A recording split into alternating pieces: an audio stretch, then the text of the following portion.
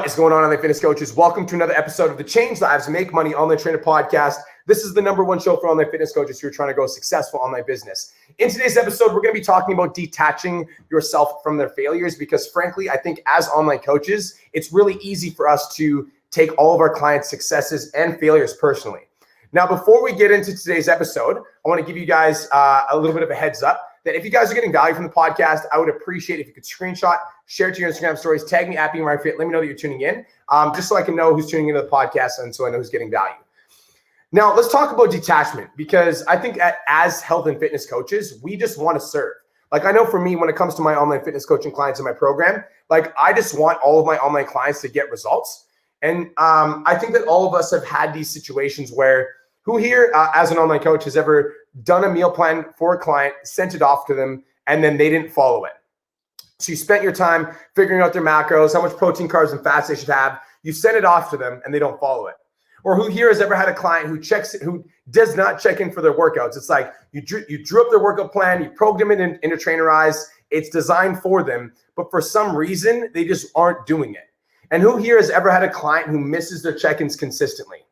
Right? It's like for whatever reason, it's like they told you that they want to lose 20 pounds, but every single week when their check-in comes around, they're just not checking in. Now, as a coach for others, as a coach who cares for others, if we're not careful, what's going to end up happening is we start taking it super personally. For me, at least when I first started my online coaching journey, like I started taking it extremely personally. Like when my clients weren't getting results, when my clients weren't following the program, I started questioning myself as a coach. I started questioning my own abilities and wondering what I was doing wrong that was causing my clients not to take action. And I actually started to feel guilty because I'm like, I felt guilty for taking money for my client service, even though I was doing their check-ins, even though I was doing their meal plans. I felt guilty because I was taking their money for a service, but they weren't getting the results that they wanted. Who here feels like that? Like if your clients aren't getting results in your program, it's almost like you feel guilty, even though you're doing the training plan, even though you're doing the nutrition plan, you still feel guilty because they're not following the program. It's a struggle, right? And it was for me too, you guys. When I first started my online coaching journey, I can literally remember, it's almost like every single client that enrolled in my program, I felt like they were a part of my family. I felt like they were like a friend. And when my clients would fall off track in their fitness journeys, I actually felt like it was like a personal failure and it was like a hit to my coaching ability. And I can remember one client who I still talk to this dude and he's like a really good guy.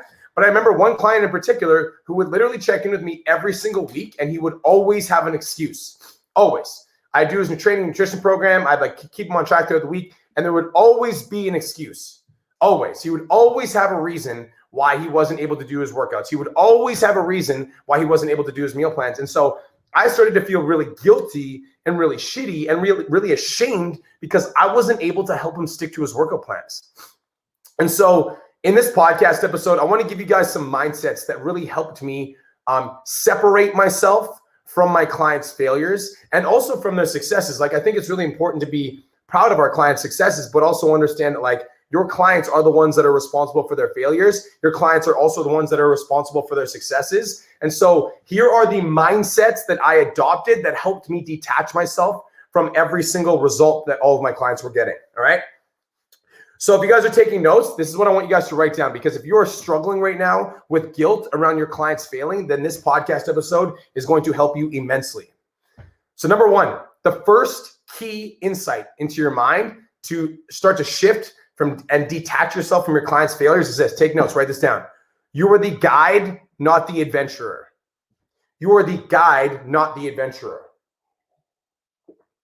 Now, this is a small distinction, but it means everything. As an online coach, it's your job to light the way. It's your job to be the guide. It's your job to show them the path. That's your job as an online fitness coach. We are the guides to a health and fitness journey. We are not the adventurers, which means I think that as an online coach, like I know for me personally, I used to like like do everything in my power to try to get my clients to go to the gym. And then when my clients didn't go to the gym, I felt guilty. But like, I'm not the one that's supposed to be doing the fucking workout plan. The guide's job, like the guide's job is to show the pathway. The guide's job is to light the way. The guide's job is to say, do this, then do this, then do this, then do this. You're the guide, not the adventurer. It's the adventurer's job to follow the pathway. And so online fitness coaches, you can draft up all the meal plans and you can draft up all the training plans and you can spend all of your time and energy on this training and nutrition program. But at the end of the day, you can't put on their workout shoes for them. Like you can't do the work for them. You can't eat the food for them. And so I think it's really important to understand your job as an online coach. You are the guide and not the adventurer. So if you're drawing up your training plan, you're drawing up your nutrition plan, you're checking in with your clients on a weekly basis, you're sending them a couple messages throughout the week to try to get them motivated and getting them accountable, and they're still not following the fucking plan, you need to understand that like you're still doing your job. Whenever my clients don't get results, you guys, I always do a self-audit first, right? So I'm always like, okay, so I look at myself, and we're going to get into this, but I'm always doing a self-audit and asking myself what I can do differently. But you will get to a point in your service, online fitness coach, and a lot of you guys probably aren't there yet, and that's okay. But you will get to a point in your coaching service where there's like nothing that you could have done better. Like you did everything right. You checked in with them. You gave them the workout plan. You gave them the nutrition plan. You literally did everything fucking right. You're going to get to a point where you'll get to that point, and you have to know that you can only do so much. Like you can only do as much as you can do, and the client has to meet you halfway. And so you're the guide and not the adventurer. So you need to understand that as long as you're doing your 50%, it's your client's job to meet you the other 50%. Does that make sense? It's the client's job to meet you the other 50%, which gets me to my next point, online fitness coaches, because it is your client's job to meet you the other 50%, but it's your fucking job to communicate that. And so my next point, number 2, write this down. You are their coach, not their friend. Write that down. You are their coach, not their friend. Write that down. This is a small distinction, but it means fucking everything. You are their coach, not their friend. Guys, one of the main reasons that I had a really hard time with the client that I was talking about at the start of this podcast is that I was so afraid of saying the wrong thing to offend him. So I never just straight up fucking called him on his bullshit because I was like afraid to offend him. So I'm like too focused on homie being my friend that I wasn't able to communicate what I needed to say to him. And what I should have said to him is like, bro, you give me the same bullshit excuse every single fucking week. Like, when are you going to step up? But I never actually called him on his shit because I was afraid of offending him. I was afraid that if I told him something that pissed him off, that he might drop me as his coach. How many of you guys feel like that? It's like you got clients slacking off and like not doing their things, but you're unwilling to call them out because you don't want to lose them as a client. And I'm going to be so super transparent with you guys. I didn't start really calling people out and calling people on their stuff until I became business partners with Cole Da Silva. Because those of you guys that know Cole Da Silva knows that Cole Da Silva is super straight up. He will tell you exactly how it is, right? He'll tell you what's up. And whether or not you like it, like he'll tell you what's up. And so like it's once I became business partners with Cole, I realized the value of sometimes telling people the cold, hard truth, even if they don't like it, even if they don't want to feel like they don't want to hear it. It's like sometimes people need to hear the truth. You are their coach and not their friend. And like they're hiring you to be hard on them sometimes. And so here's a really simple framework that I use when I need to give direct feedback. And if you're my client, you've probably heard me say this. And the simple question I say if I need to give somebody direct feedback is, yo, do you mind if I coach you for a minute? So the simple question, if your clients are falling off track and they're not doing their workout programs and they're not doing their meal plans, instead of just telling them that, they're screwing up, which is what you need to do, you need to ask for their permission to give them direct feedback, and then you need to say what the fuck you need to say. And so a really simple question that you guys can ask online fitness coaches that will help you give direct feedback is, yo, do you mind if I coach you for a minute? Because if your client's giving you some stuff, you're like, dude, I totally understand. Do you mind if I coach you for a minute? And when they say yes, you go all in. Man, listen, Dustin, I love you. I think you're a great dude. When you first started working with me, you told me you wanted to lose 20 pounds, and that's amazing. But the last 4 weeks straight, you've missed 3 workouts every week. And so if you want to lose 20 pounds, then you need to drop the bullshit excuse and you need to find some time to go to the gym.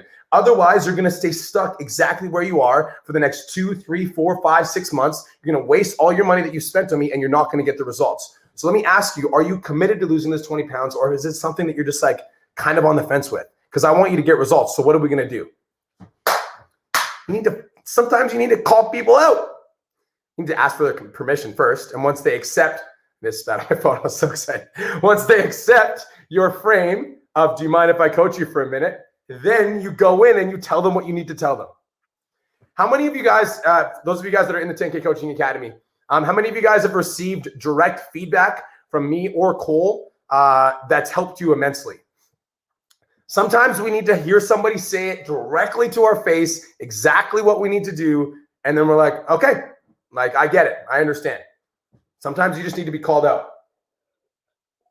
So do you mind if I coach you for a minute? You are their coach and not their friend. And so you can't be so concerned about what they're going to think about you if you tell them what they need to hear. Because you need to be their coach. You need to direct them. You need to guide them, and you need to tell them what they need to hear to get them to the next level in their fitness journey. Does this make sense? Drop some fire if you're tuning in. I want to know that you're heeding. You're following along. All right, let's get it. Okay, number 3, the third mindset that will help you immensely when it comes to detaching yourself from your client's failures is this. Anytime your clients, let's say a client, drops off the program or asks for a refund. It happens, right? Asks for a refund, drops off the program, cancels the program, whatever it is, exits with negative energy, whatever it is. You need to ask yourself the question, what could I have done better? And then do it next time. Number 3 is ask yourself the question, what could I have done better? And then do it next time. Guys, this sort of reflective learning process is the exact same process that I teach my clients to do when it comes to sales calls as well. I talked about this on a Clubhouse room a couple weeks ago. I said, when you get on a sales call and it doesn't go your way, as soon as the sales call is done, replay that same sales call in your head. Ask yourself the question, if I could have done this call again, what would I have done differently? And then you do it next time. It's the same thing with coaching your clients. It's the same thing with coaching your clients. And so what I mean by that is, if you have a client that exits with a negative review or exits and asks for a refund or leaves your program, whatever it is, you need to ask yourself the question, if I could coach that client again and take them through that same process, what would I have done differently? And then you identify an area of your, and guys, there's always something you can do differently, right? Always. There's always something that you can identify. Maybe it's your check-in process and the way that you're checking in with your clients. Maybe your check-in process is not currently dialed in. Maybe it's your onboarding process. Maybe when a client joins your program, you send them a bunch of fucking PDFs, they get super confused and they don't even start the program. Maybe it's your workout program. Maybe you're programming somebody who's a beginner level with advanced level workouts. They go to the gym for the first time, they feel like they're going to die, and then they just don't go again. What is it, right? Maybe it's your communication rhythm. Maybe the only time you communicate with your clients is once a week in a check-in. They feel like you don't give a shit, and that's why they're dropping off. So you need to identify, ask yourself the question, what could I have done better? And then do it next time. And then in this way, you're always improving and you're always getting better. Does this make sense? I'm always asking myself, what could I have done better? And guys, if you're an online fitness coach and you don't know what you could have done better, that's why you've got the 10K fucking Academy. The 10K Coaching Academy is exactly what that's for. We've got 750 online fitness coaches that are in that community. And so if you have a client that drops off your program and you're not exactly sure what you could have done better, then write a post, be like, hey guys, this is what happened. This is my client, blah, blah, blah. I'm wondering what could I have done better? What do you guys think? And ask for feedback so that we can help you get that 1% better. And if you're always getting 1% better with every single client that leaves, it's either a blessing or a lesson. It's either a blessing as in your client gets results, or it's a lesson for the next client so that all of your coaching system just improves in general. Always ask yourself the question, what could I have done better? And then do it next time. Does this make sense? Guys still with me? Okay, so the fourth and final mindset, and this is the one that's super fucking important. This is the one that is everything. And I know that a lot of you guys are going to be able to relate to this because this happens to me still. Even though I have 750 clients, I still have this tendency, and I still is something that I'm working on every single day. Number 4, the fourth mindset that's going to help you detach from your clients' failures is this. Focus on the ones that work and not on the ones that don't. Focus on the ones that work and not on the ones that don't. I have a question. Why is it, as an online coach, that we can have 20 people in our program that are crushing it, getting killer results, super happy with us, and then we have one client that messages us with a complaint, and all of a sudden that one client that messages us with a complaint takes up all of our energy? How many of us can relate to that? You have 20 people who are crushing it, getting amazing results, loving your program, loving the community, think you're awesome, and you've got one client that's mad about their meal plan update, and all you can think about is that one client. How many of us do this? I still have to fucking mentally coach myself through this because my mind still goes there. Like, it's still like, oh man, like, what? I wonder what I could have done better. Like, I still do that. And it's like, because we focus so much on that one client that isn't getting results, we forget that we have fucking 20 that love the shit out of us. And so we need to make sure that we're not pulling our focus away from the clients that are actually doing the work, the ones that are excited to be in our program, just to like bend over and please that one person that isn't willing to go to the gym. We need to focus more on the ones that are putting in the work and a lot less on the ones that don't. And that doesn't mean, online coach, that we don't try. But here's my rule when it comes to like putting in effort for my clients. It's like I have a three strike freaking rule with my clients. And so this is what I mean. If some, like, let's say a client's, I wrote a post about this a while ago. I'll see if I can find it for you guys and talk about it in a coming podcast. But I have a 3-strike rule. And the 3-strike rule is basically this. Number one, like, if you miss one check-in, I'm like messaging you. I'm like, hey, Sarah, you missed your check-in. Just a reminder to get it in, right? And if I send you that one message and you don't get your check-in in, the second one will be a little bit more direct. I'll be like, hey, Sarah, just a friendly reminder, your check-in is due. It's a couple days late. You need to get it done. And then the third strike will be like boundary draw. Sarah, it's my job to coach you. It's not my job to chase you. Get your check-in in. It's already late, period. That's like the fucking level you need to play at. It's like a 3-strike rule. And then if it's a repeat offense, like, I will go to the level of like, Sarah, unless you start checking in with me on a weekly basis, I can't coach you because I can't make you do the work. I can only guide you to do the work. So focus more on the ones that are putting in the work and that are checking in and are excited to fucking check in, and less on the ones that don't care and don't want to be there. Like, online coach, you cannot make somebody take action. You cannot make somebody be excited about working on their fitness goals. You can't. All you can do is guide them, and you can provide all the motivation. You can provide all the inspiration. You can provide all the extra trainings in your community. You can make sure your check-in process is dialed in, but at the end of the day, you cannot make somebody take action. You are the guide and not the adventurer, period. So guide the people that want to go on the adventure and not the ones who are sitting on the sidelines complaining about how hard it is. Straight up. All right? So guys, let's quickly recap. As an online coach for others, I think the reason that we tend to take things very personally is because we care. Like, that's why we got into coaching in the first place. It's like we care so much about our clients. And so if a client drops off our program or isn't checking in or isn't getting results, we take it super personally. And so here's how you combat that. Number one is you are the guide and not the adventurer. It's not your job to go to the gym for your clients. It's your job to write the workout program, write the meal plan, create the community, and do your best to get them to follow it. But at the end of the day, it's your client's job to go on the adventure. It's your job to be the guide, period. Number two is you are their coach and not their friend. And so if your client isn't going on the adventure, if your client is like struggling, if your client is like not putting in the work, then don't coddle their ass and like give them a big friendly hug and say, it's okay that you don't go to the gym. Like, you need to be their fucking coach. You need to tell them, if you don't go to the gym, you're not going to get the results that you want. If you don't eat this healthy food that I tell you to eat, then you're going to keep looking the way that you're fucking looking. If you don't stop drinking alcohol, then you're going to stay looking in the same place. And is that what you want? You need to coach them. You are their coach, not their friend. Number three, if you ever have a client that drops off of your program for whatever reason, right? Whatever reason, ask yourself the question, what could I have done better? And then do it next time. What could I have done better? And then do it next time. This sort of a process is like a reflective learning process. And so I do this with my sales calls. I do this with my content. I do this with everything, with my lead gen, everything. And especially with my coaching program, because that's the one thing you guys have to understand. Like, that's the one constant that you need to always be improving. You're selling a product. And so you need to be constantly improving this product. And the way that you can do that is like whenever somebody isn't satisfied with the service or they piece the fuck out, ask yourself how you could have made the service better so that every single client that comes after that person gets an elevated service because of the lesson that you learned from this one client. And then every single client that cancels is actually a fucking blessing because you're always learning. Ask yourself what you could have done better and then do it next time. And number 4, the fourth and final mindset that's going to help you guys detach from your clients' failures is focusing on the ones that work and not on the ones that don't.